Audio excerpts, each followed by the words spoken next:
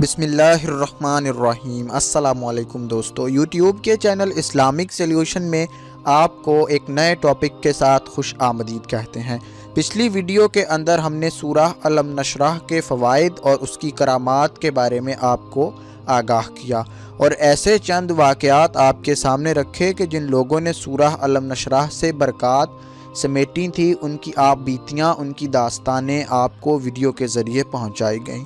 آج کی ویڈیو کے اندر آپ کو دو صحابہ اکرام کا واقعہ بتایا جائے گا۔ جب ان کی قبر انور کو، ان کی قبور انور کو کھولا گیا تو اس کے اندر سے لوگوں نے کیا منظر دیکھا، اور وہ کیا منظر تھا جس کو دیکھ کر دنیا کی مایہ ناز شخصیات بھی اسلام لانے پر مجبور ہو گئیں یا اسلام کی حقانیت کی قائل ہو گئیں اور اللہ تعالیٰ پر ایمان لے آئیں۔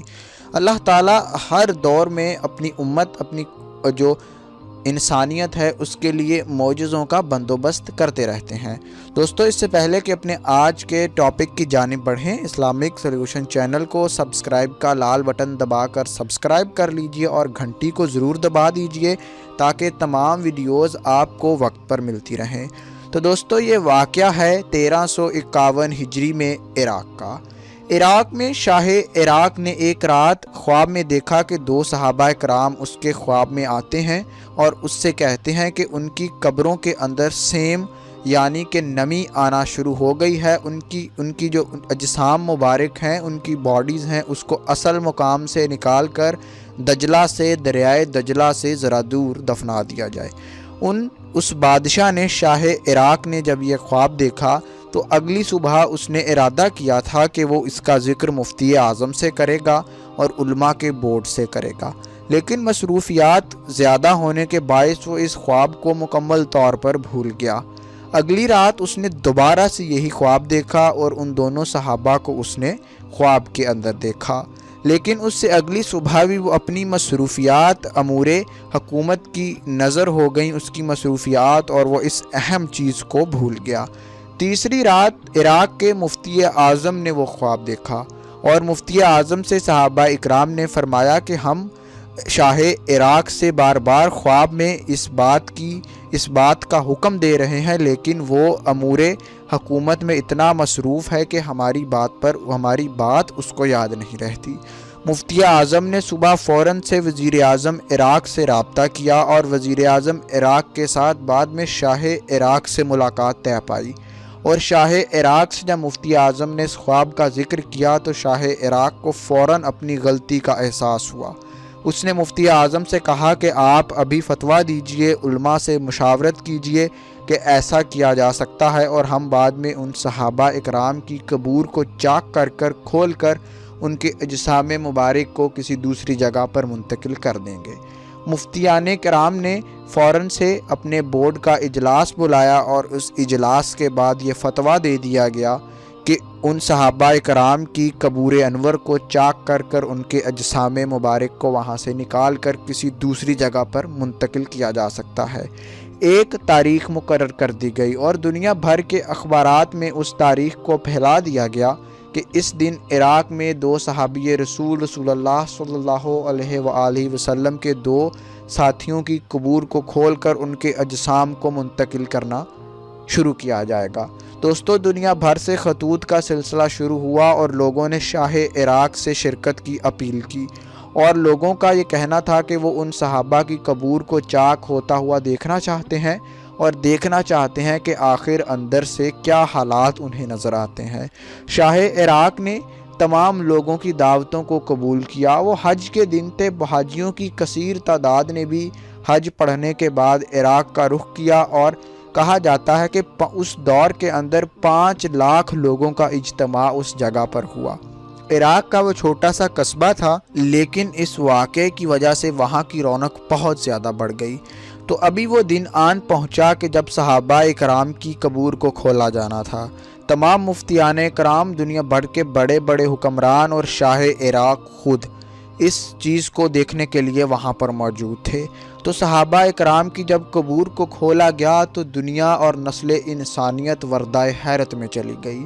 کہ جو چیز جس کو سائنس نہیں مانتی، سائنس ڈیکے اور کمپوزیشن کے نظریات دیتی ہے کہ جب انسان کے جسم کو مٹی میں دبا دیا جائے تو بیکٹیریا اس کو کھانا شروع اور اس کو ڈیکمپوز کرنا شروع کر دیتے ہیں۔ لیکن جب صحابہ کے اجسام کو دیکھا گیا اور ان کو باہر نکال کر شیشے کے تابوت میں جب رکھا گیا تو انسان نے دیکھا، انسانی آنکھ نے جو نظارہ دیکھا وہ ناقابل بیان ہے۔ یہ ایک معجزے سے کم نہ تھا کہ وہ صحابہ جن کو 1300 سال پہلے دفن کیا گیا تھا، ان کا جسم مکمل طور پر محفوظ تھا اور ان کی آنکھیں کھلی کی کھلی تھیں، اور ان کی آنکھوں میں ایک ایسی چمک موجود تھی جس کے بارے میں راویوں نے لکھا کہ ایسی چمک کبھی کسی کی آنکھوں میں نہ دیکھی گئی تھی، اور ان کی ریش مبارک، ان کی داڑھی مبارک بالکل تر و تازہ تھی، اور ایسا لگتا تھا کہ جیسے اس جسم کو 1300 سال پہلے نہیں بلکہ کچھ سال پہلے ہی دفن کیا گیا ہو۔ تو دوستو وہاں ایک عالمی مایہ ناز ماہر چشم موجود تھا، یعنی کہ ایک آئی سرجن موجود تھا۔ اس نے شاہ عراق سے التجا کی کہ وہ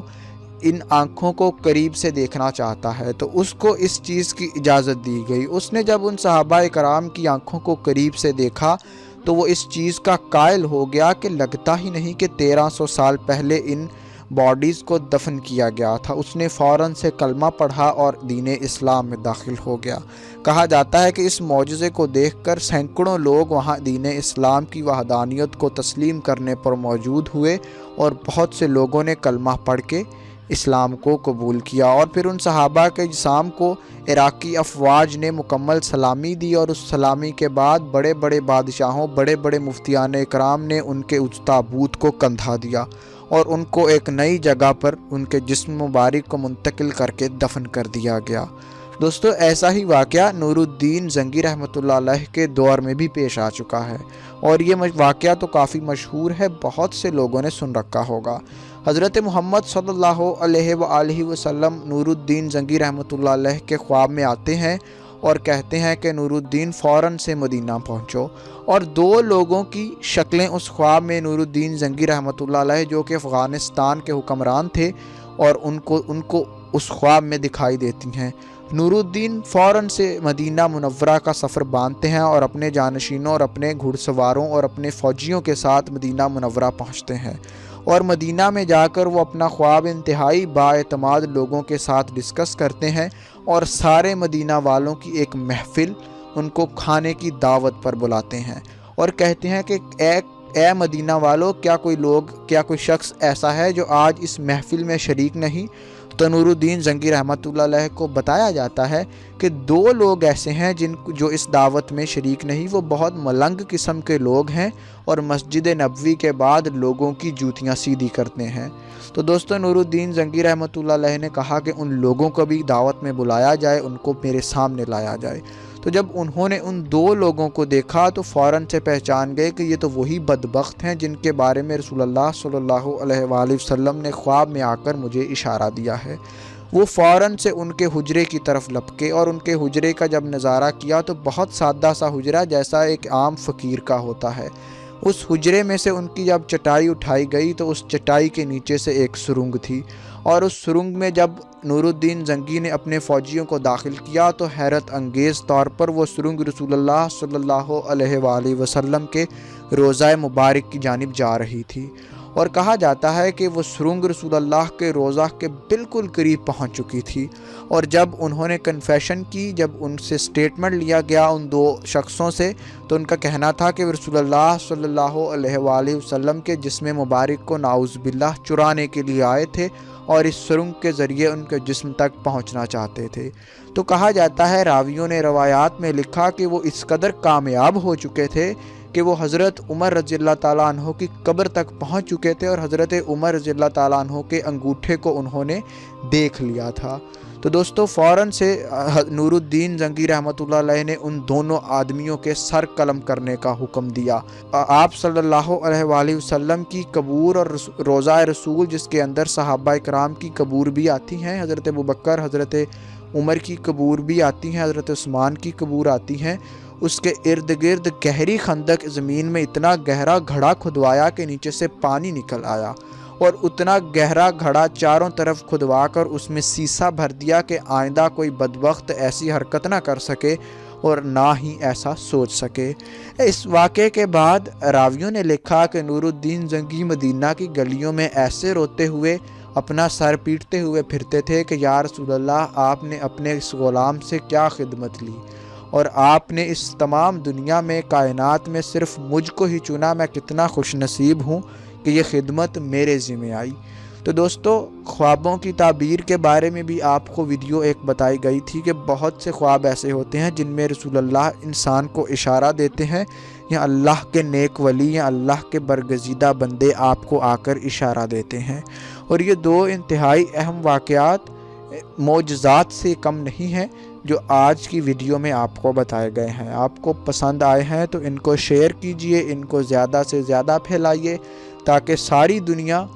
دین اسلام کی وحدانیت کو تسلیم کر سکے اور دین اسلام کو تسلیم کر سکے۔ جتنے لوگوں کو ہم اس اندھیروں سے نکال کر اسلام کی روشنی میں لے آئیں گے اتنی ہی ہماری کامیابی ہے۔ ویڈیو پسند آتی ہے تو لائک کیجئے، اپنی رائے دینے کے لیے کمنٹ ضرور کیجئے۔ اسلامک سلیوشن چینل پر ایک نئی ویڈیو ایک نئے ٹاپک کے ساتھ آپ سے ملاقات ہوگی، تب تک کے لیے ہمیں اجازت دیجیے۔ اللہ حافظ۔